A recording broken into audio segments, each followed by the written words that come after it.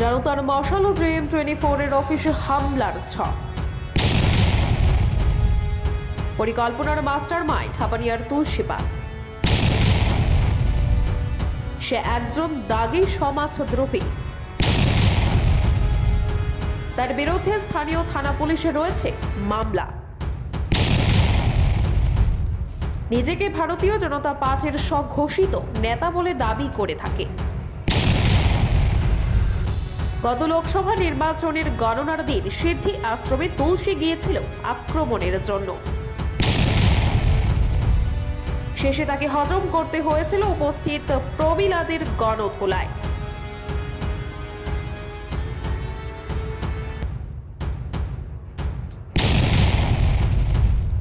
সম্প্রতি জনতার মশাল ও JM24 নিউজে ওএনজিসির নেগোসিয়েশন বাণিজ্য সংক্রান্ত তথ্য সমৃদ্ধ খবর সম্প্রচারিত হয়েছিল। এই খবর সম্প্রচারের পর ঢিল পড়ে নেগোসিয়েশনের মধুর চাকে। তেলে বেগুনে জ্বলে ওঠে নেগো কারবারিরা। শুরু হয় তাদের গাত্রদহন। বাস্তব ঘটনা JM24 প্রকাশ্যে নিয়ে আসাতে নাভিশ্বাস উঠেছে নেগোসিয়েশন ব্যাপারীদের। কারণ JM24 ফুটো করে দিয়েছিল নিগো মাফিয়াদের অপরাধের ক্যানভাস।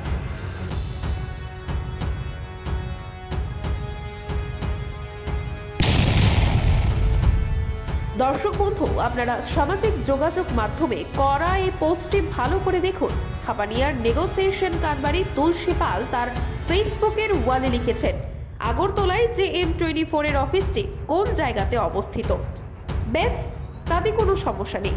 অফিসের ঠিকানা যে কোনো কেউ জানতেই পারেন, কিন্তু প্রশ্ন হচ্ছে এটা জনতার মশাল বা JM24 এর জন্য কোনো হুমকির বার্তা নয় তো? দেখুন দর্শক বন্ধু, সমাজদ্রোহী তুলসী পাল তার সামাজিক যোগাযোগ মাধ্যমে JM24 এর পুরো নাম অর্থাৎ জনতার মশাল সম্পর্কেও অবগত। তুলসী তার এক সাগরেদকে বলছে JM24 হলো জনতার মশাল। সাগরেদ দীপ্তনু দে তুলসীকে উদ্দেশ্য করে বলেছে, দাদা অভিযান হবে কি? কিসের অভিযানের কথা বলেছেন তুলসীর সাগরেদ দীপ্তনু? পরিষ্কার করে বললে, অভিযান মানে JM24 এর অফিসে হামলা। এত বড় আস্পর্ধা, কিন্তু তারা জানে না JM24 নিউজের হাতে তাদের ঠিকুজি রয়েছে। এই সমস্ত তথ্য ফাঁস হলে তুলসী ও তার সাগরেদরা বালিতে মুখ লুকিয়ে রেখেও বাঁচতে পারবে না।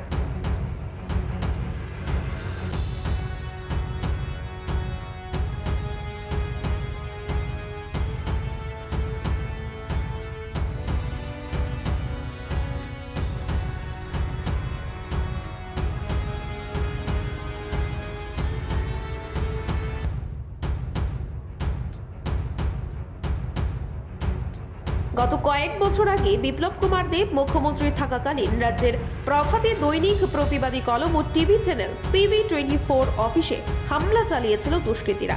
এই ঘটনার পর থেকে স্বঘোষিত বিজেপি নামধারী দুষ্কৃতীদের যেন সংবাদ মাধ্যমের অফিসে হামলা করতে নিষ্পিস করে কিন্তু তারা জানেন না রাজ্যের মানুষ এই ঘটনাগুলো মেনে নেয়নি। তার প্রমাণ 2023-এর বিধানসভা নির্বাচনের রেজাল্ট। এই কারণেই সরকার এখন ঝুলছে সুতুর উপর।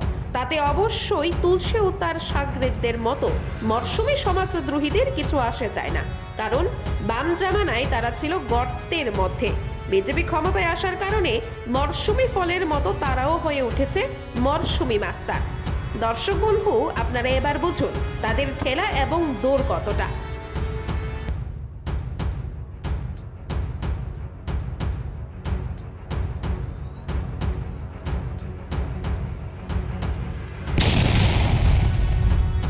রাজ্যের বর্তমান নিষ্কলুষ মুখ্যমন্ত্রী ডাক্তার মানিক সাহা দুর্নীতি মুক্ত ত্রিপুরা গড়ার স্বপ্ন দেখছেন। তিনি অপরাধ দমনে স্পেশাল টাস্ক ফোর্স গঠনের সিদ্ধান্ত নিয়েছেন। পুলিশকে দিয়েছেন জিরো টলারেন্স নীতি অবলম্বনের নির্দেশ। সংবিধানের 19(1) এ ধারা অনুযায়ী সংবাদ মাধ্যমকে দিয়েছেন স্বাধীনতা এবং 21 অনুযায়ী দিয়েছেন সম্মান। স্বাভাবিকভাবেই জনতার মশাল ও JM24 নিউজের মতো দায়িত্বশীল সংবাদ মাধ্যম তথ্যসহ দুর্নীতিবাজদের মুখ ও মুখোশ উন্মোচন করছে, আর তাতেই আতে ঘা লাগছে বিজেপির নাম বিক্রি করে চেটে পুটে খাওয়া ধান্দাবাজদের। সমাজদ্রোহী তুলসী পালের লোকজন ওএনজিসি এলাকার কোন দোকানে বসে সিন্ডিকেট পরিচালনা করছে, কোন থেকে অধিক রাত পর্যন্ত চলে তাদের সমস্ত অপরাধমূলক কার্যকলাপের ব্লুপ্রিন্ট, সেখানে কি কি বিষয়ে হয় ডিল, এলাকার কোন কোন জমি কারা জবরদখল করে রেখেছে, পার্শ্ববর্তী কোন হোটেলে বসে চলে নেগোসিয়েশনের হাইটেক ম্যারাথন বৈঠক, কোথায় থেকে আসে তোলার টাকা, কোথায় কিভাবে চলে চোরাই কাঠ ও ড্রাগ রোগে নেশা বাণিজ্য, সমস্ত তথ্য রয়েছে JM24 নিউজের কাছে। JM24 কে স্পর্শ করলে তুলসী ও তার সাঙ্গপাঙ্গরা বুঝবে কত থানে কত চাল। বিগত কিছুদিন ধরে তা হারে হারে টের পাচ্ছেন বিজেপির বিলোনিয়া মহকুমার তুলাবাজ নেতারা। JM24 এর ঝাঁজ বিলক্ষণ বুঝতে পেরেছিল খোয়াই জেলা ও খোয়াই মণ্ডলের তাবর নেতারা। বাম জামানায় জনতার মশালের এই ঝাঁজ বুঝেছিলেন রাজ্যের প্রাক্তন মন্ত্রী শহীদ চৌধুরী, CPIM এর প্রয়াত নেতা গৌতম দাস, প্রাক্তন মুখ্যমন্ত্রী মানিক সরকার আর তুলসী পালের মতো মরশুমী সমাজদ্রোহীরা তো জনতার মশালও JM24 এর কাছে শিশু সুলভ।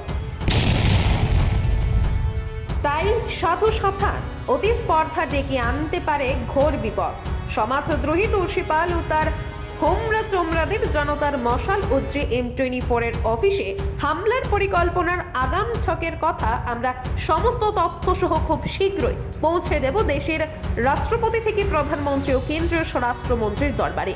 নালিশ পৌঁছে যাবে দেশের সর্বোচ্চ আদালতের প্রধান বিচারপতি ও রাজ্যের উচ্চ আদালতের প্রধান বিচারপতির কাছে।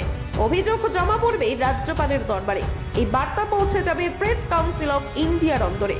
দেশ বিদেশ ও রাজ্যের বিভিন্ন সাংবাদিক সংগঠনের কাছে, সর্বোপরি রাজ্যের অভিভাবক তথা নিষ্কলুষ মুখ্যমন্ত্রী ডক্টর মানিক সাহা, স্বরাষ্ট্র সচিব ও রাজ্য পুলিশের মহানির্দেশকের কাছে। কেননা রাজ্যের অতীত ইতিহাস ভালো নয়। দুইজন সাংবাদিক খুন হয়েছে এই রাজ্যে, আগুনে জ্বলছে সংবাদ মাধ্যমের অফিস। তারপরও সমাজদ্রোহীরা সাংবাদিকদের অধিকার হরণ করতে চাইলে তা কোনোভাবেই বরদাস্ত করবে না জনতার মশাল ও JM24 নিউজ। সরব হবে প্রতিবাদী।